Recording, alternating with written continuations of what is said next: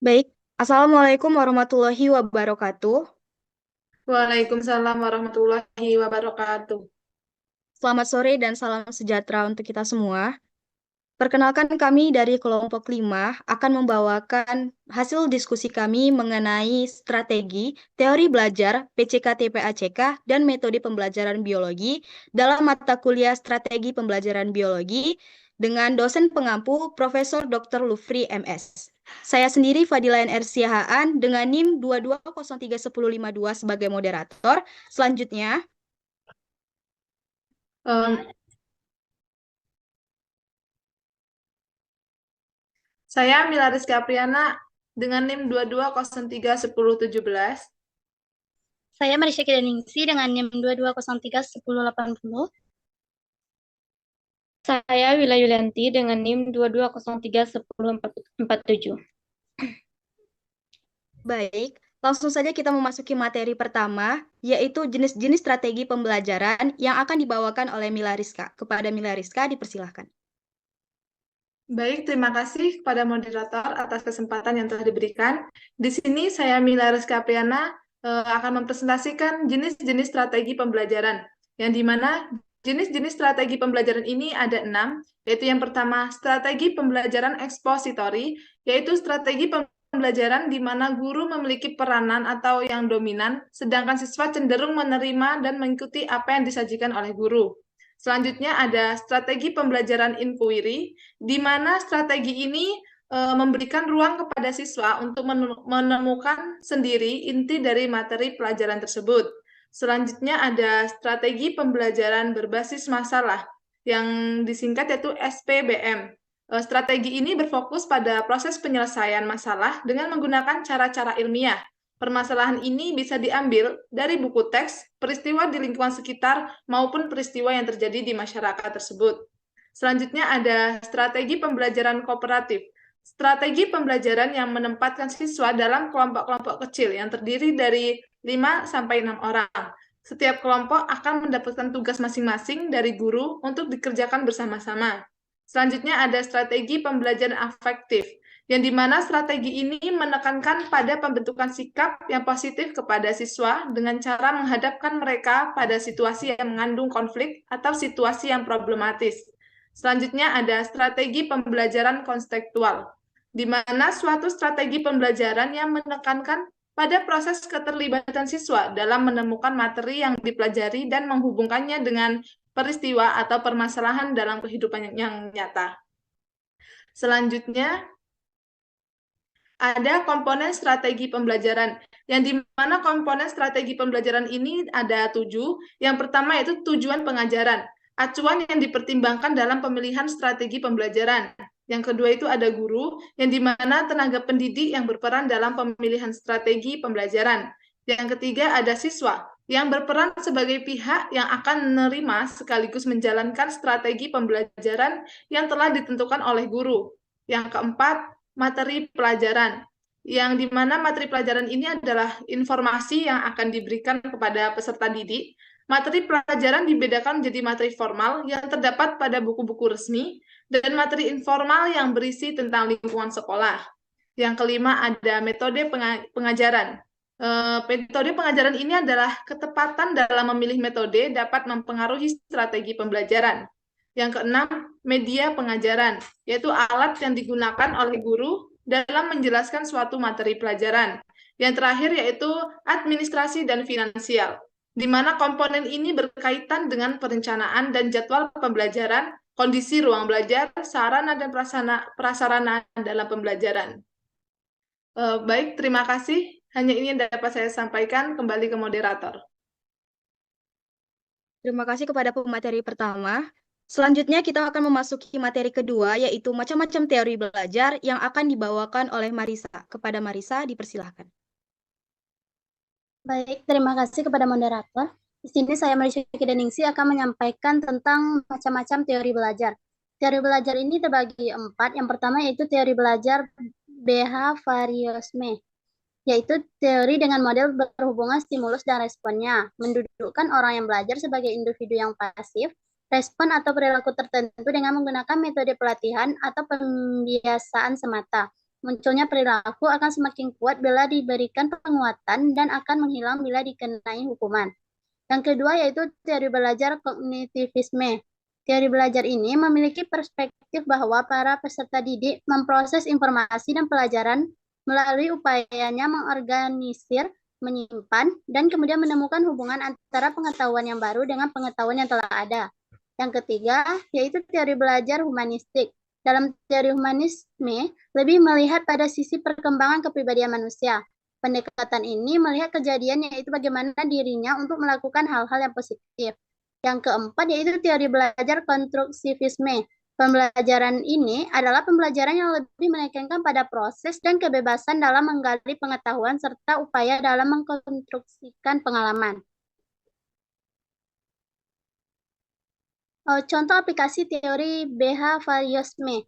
Yang pertama itu menentukan tujuan instruksional. Yang kedua menganalisis lingkungan kelas yang ada saat ini, termasuk mengidentifikasi entry behavior mahasiswa atau pengetahuan awal mahasiswa.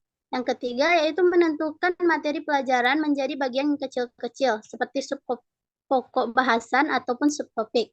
Yang keempat menyajikan materi pembelajaran. Yang kelima memberikan stimulus berupa pertanyaan, tes, latihan, dan tugas-tugas. Yang keenam, mengamati dan mengkaji respon yang diberikan. Yang ketujuh, memberikan penguatan positif ataupun negatif. Yang kedelapan, memberikan stimulus baru, mengevaluasi hasil belajar, memberikan penguatan, dan lain sebagainya.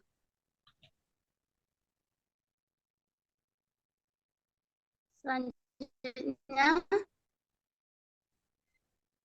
yaitu contoh teori belajar kognitivisme. Yang pertama menurut Piaget, yaitu menentukan tujuan instruksional, memilih materi pembelajaran, menentukan topik yang mungkin dipelajari secara aktif oleh mahasiswa, menentukan dan merancang kegiatan belajar yang cocok untuk topik yang akan dipelajari mahasiswa, mempersiapkan pertanyaan, mengevaluasi proses dan hasil belajar. Yang kedua menurut Ausubel, yang pertama itu menentukan tujuan-tujuan mahasiswa, yang kedua mengukur kesiapan mahasiswa, memilih materi pelajaran dan mengaturnya dalam bentuk penyajian konsep-konsep kunci, mengidentifikasi prinsip-prinsip yang harus dikuasai mahasiswa dalam materi tersebut, menyajikan suatu pandangan secara menyeluruh tentang apa yang harus dipelajari, membuat dan menggunakan advanced organizer. Yang ketujuh, memberi fokus pada hubungan yang terjalin antara konsep-konsep yang ada, dan yang kedelapan, mengevaluasi proses dan hasil belajar. Menurut Brunner, yang pertama itu menentukan tujuan-tujuan instruksional, yang kedua memilih materi pembelajaran, yang ketiga menentukan topik yang bisa dipelajari secara induktif oleh mahasiswa, yang keempat mencari contoh-contoh tugas ilustrasi yang dapat digunakan mahasiswa belajar, yang kelima mengatur topik-topik pembelajaran, dan yang keenam mengevaluasi proses dan hasil belajar. Selanjutnya, contoh aplikasi teori humanistik. Yang pertama menentukan tujuan instruksional, yang kedua menentukan materi pembelajaran, yang ketiga mengidentifikasi entry behavior mahasiswa, yang keempat mengidentifikasi topik-topik yang memungkinkan mahasiswa mempelajari secara aktif, yang kelima mendesain wahana yang akan digunakan untuk belajar, yang keenam membimbing mahasiswa belajar secara aktif, yang ketujuh membimbing untuk memahami hakikat makna dari pengalaman belajar mereka, yang kedelapan membimbing mahasiswa membuat konseptualisasi pengalaman tersebut, yang kesembilan membimbing sampai mampu mengaplikasikan konsep-konsep baru ke situasi yang baru. Dan yang terakhir yaitu mengevaluasi proses dan hasil belajar mengajar. Berikutnya yaitu hierarki kebutuhan manusia. Di sini yang termasuk yaitu yang pertama aktualisasi diri, yang kedua harga diri, yang ketiga cinta dan rasa memiliki, yang keempat keselamatan dan keamanan, dan yang terakhir yaitu kebutuhan fisiologis. Selanjutnya yaitu strategi pembelajaran konstruktivisme, seperti belajar aktif, belajar mandiri, belajar kooperatif dan kolaboratif, self-regulated learning, generative learning, model pembelajaran kognitif. Ciri-ciri pembelajaran secara konstruktivisme ini ada 4 diantaranya. Menggalakkan proses inquiry murid, menggalakkan murid bersoal jawab, memberi peluang kepada murid membina pengetahuan baru, dan pembelajaran secara kooperatif. Baik, terima kasih kepada Marisa. Kita akan memasuki materi selanjutnya, yaitu PCKT PACK yang akan dibawakan oleh Hemi Sasvia. Kepada Hemi, dipersilahkan. Baik, terima kasih kepada moderator. Selanjutnya saya akan menjelaskan mengenai PCK TPACK. Yang pertama yaitu PCK. PCK merupakan singkatan dari Pedagogy Content Knowledge yang mencakup interaksi dan terjadinya irisan antara pedagogi dan materi pelajaran.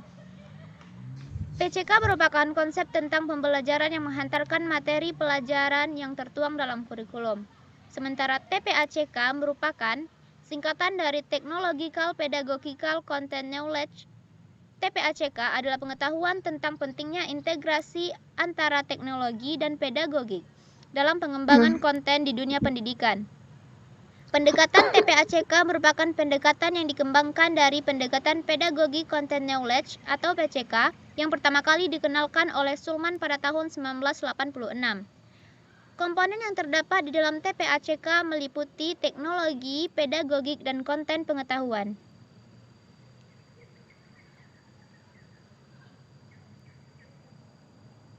Unsur-unsur yang terkandung dalam TPACK ada 7. Yang pertama yaitu Pedagogical Knowledge atau PK, yaitu pengetahuan pedagogik.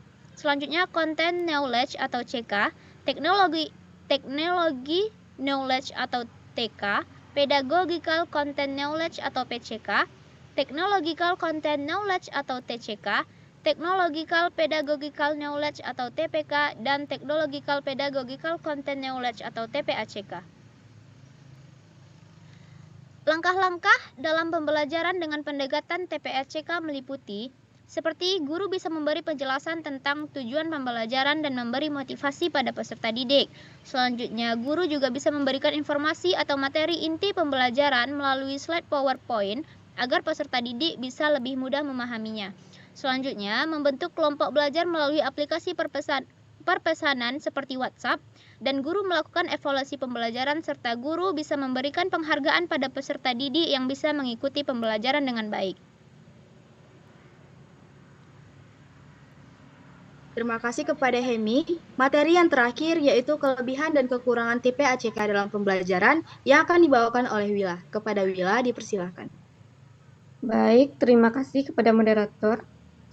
Kelebihan dan kekurangan TPACK dalam pembelajaran. Kelebihannya yang pertama, meningkatkan pemahaman siswa melalui keterlibatan teknologi. Yang kedua, meningkatkan keterampilan guru dalam mengelaborasikan teknologi dalam pembelajaran. Yang ketiga, peserta didik mendapatkan tantangan baru dalam proses belajarnya. Yang keempat, konten pembelajaran yang rumit bisa disederhanakan dengan bantuan teknologi. Yang kelima, bisa membantu guru dalam mencapai tujuan pengembangan kompetensi. Kekurangannya, yang pertama, membutuhkan infrastruktur tambahan berupa penyediaan perangkat teknologi. Yang kedua, jika guru tidak bisa menguasai peserta didik dengan cermat, teknologi rentan disalahgunakan. Yang ketiga, bagi peserta didik yang masih gagap teknologi, bisa tertinggal dengan temannya yang mahir teknologi. Yang keempat, akses internet yang belum merata bisa meningkatkan kesenjangan kualitas pendidikan. Yang kelima, jika guru belum begitu mahir menggunakan teknologi, maka waktu guru tersebut bisa tersita hanya untuk fokus pada pemahaman teknologinya. Selanjutnya, 4 jenis model atau metode pembelajaran biologi. Yang pertama, model pembelajaran berbasis inquiry. Inquiry merupakan model pembelajaran yang membimbing siswa untuk memperoleh dan mendapatkan informasi serta mencari jawaban atau memecahkan masalah terhadap pertanyaan yang dirumuskan. Dalam model pembelajaran inquiry, siswa terlibat secara mental dan fisik untuk memecahkan masalah yang diberikan oleh guru. Yang kedua, model pembelajaran kooperatif tipe STAT atau Student Teams Achievement Division. Menurut Slavin, pembelajaran ini merupakan salah satu dari tipe pembelajaran kooperatif yang paling sederhana.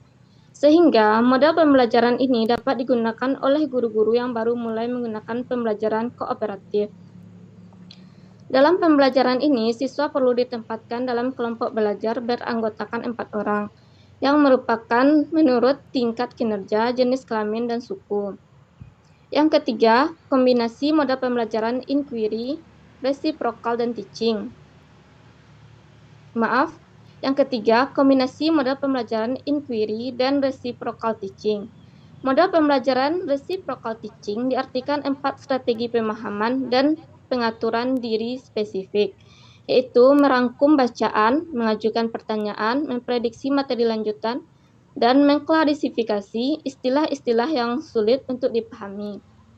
Jadi, model pembelajaran ini bertujuan untuk memberikan kesempatan pada siswa untuk memberikan pertanyaan, memahami, dan mengomentari jawaban siswa lainnya. Model ini memberikan kondisi pada siswa untuk mengembangkan keterampilan berpikir kritis. Yang keempat, model pembelajaran recourse.